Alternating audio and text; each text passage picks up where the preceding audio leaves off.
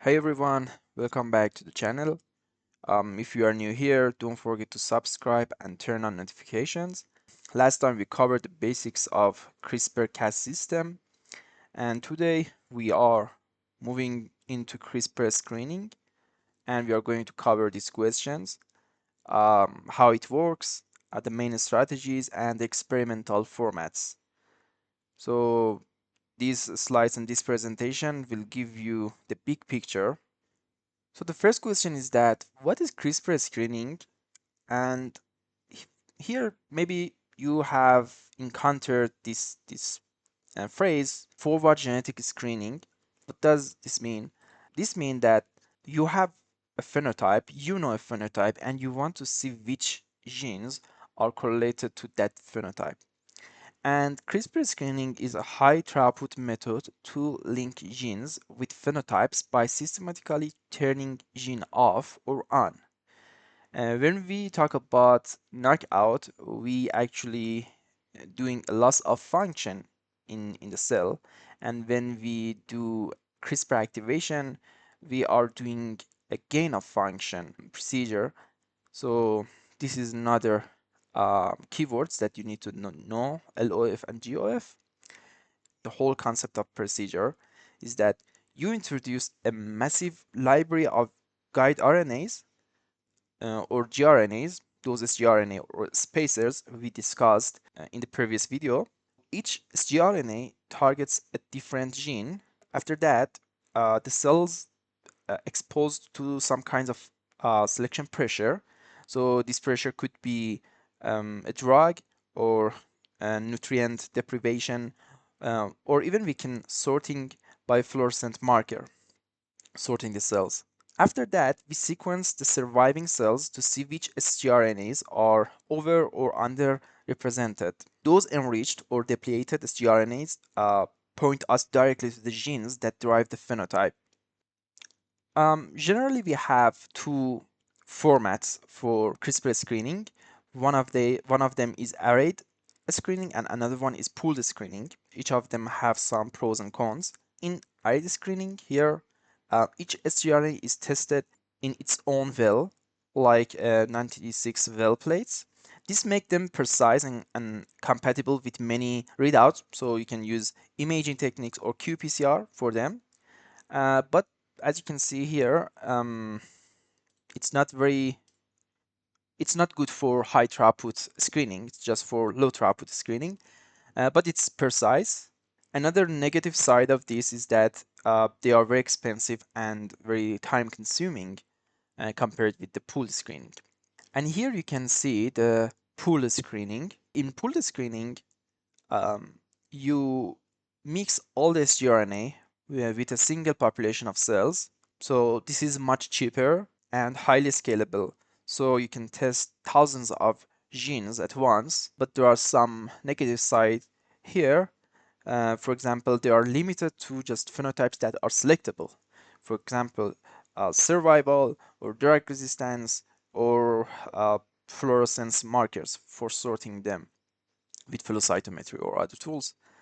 The principle of both formats are similar. At the beginning, we have library construction, and after that, we need to deliver those those sgRNAs to the cells. And after that, we need to induce the pressure, and after the pressure, we need to analyze the surviving cells. Let's zoom into pooled screening. Here we start with library construction. We build a viral plasmid library where each sgRNA targets a different gene. This is packaged into the lentivirus because you know lentivirus are very good for integrating them into the host genome. Then we transduce the Cas9 expressing cells at low multiplicity of infection. This means that each cell gets just one sgRNA. This way, each cell represents a unique gene knockout. Then we have two selection, the positive selection and then negative selection. In the negative selection, because the noise or the background may be a little noisy, we sometimes need to have a control. And control is in control cells, we use all the sgRNA, but these sgRNAs are non-targeting. So then we can sequence the surviving cells using NGS, and at the end we identify the enriched genes, or in the positive selection we identify the depleted genes. In contrast, arrayed screening works with wells instead of one big population. Each well contains sgRNA targeting a specific gene or pathway. So we introduce these sgRNAs to the cell via transfection or viral delivery into the Cas-expressing cells. Selection here is optional, so you can use some different treatments or pressure in different wells. And also for a readout, you have more flexibility here. You can use imaging techniques for seeing the morphology of the cells, or even you can use the other methods for sequencing. Arrayed formats are very powerful for imaging-based phenotypes or pathways where subtle changes matter. Here is the positive and negative selection. Both of them are similar, but as you can see here in negative screen, because the background noise is much higher than the positive screen, we need to have a negative, a control plate. So here we infect a large population of cells with sgRNA library. Then we apply a pressure, like for example a huge drug dose. Only cells with mutation that are resistant to that drug could survive and expand. Then we sequence these survivors and identify the sgRNA that are overrepresented compared to the baseline or the starting pool. And here we have a negative selection example. Again, we start with population carrying the sgRNA library, then we induce the pressure, and after that we compare the treated groups with the untreated control groups. I mean the groups that is under pressure, for example, a drug, a toxin, or any other things based on our phenotype. When I say the treated, I mean the groups that is under pressure. So then we do an NGS to determine which plasmid have been depleted by selection. Here is an overview of the workflow of CRISPR screening. This slide is very important, so I'm going to talk about each steps and the rationale behind each steps. And also this picture is, I think, very useful because you have the whole procedure and also the timeline. And I get this picture from a Nature Protocol article, and I have provided the links or the title of this article in the description. So at the beginning, we design a set of sgRNA that target a set of genes. So for example, we have a phenotype, a specific phenotype, and we have thousands of genes that we think, or we are suspected that these genes have something to do with that phenotype. So we need to choose at least 4 to 6 sgRNA or spacer for each of these genes. After that, we need to order the sgRNAs as pooled oligos from a company. Then we need to amplify the oligo pool with PCR and then purify it, because when we order the oligos, the amount we receive is too tiny to work with, so we need to amplify them to bring them to a usable scale. The next step here is to putting those sgRNAs into a plasmid.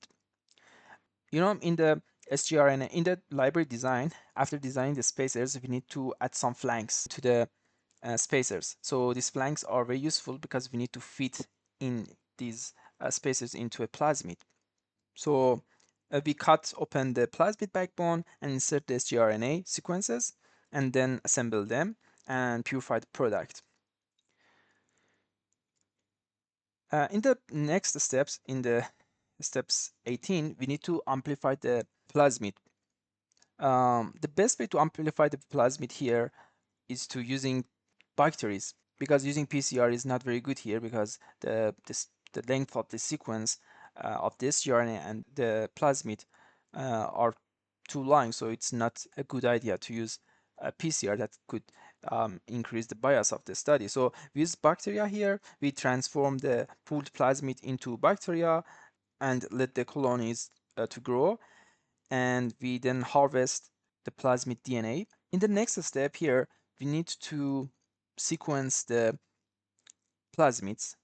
Why we do that? Because before these steps, we have several amplification procedure, and this amplification could increase the bias. So we need to see if the sgRNA's distribution is similar to the baseline.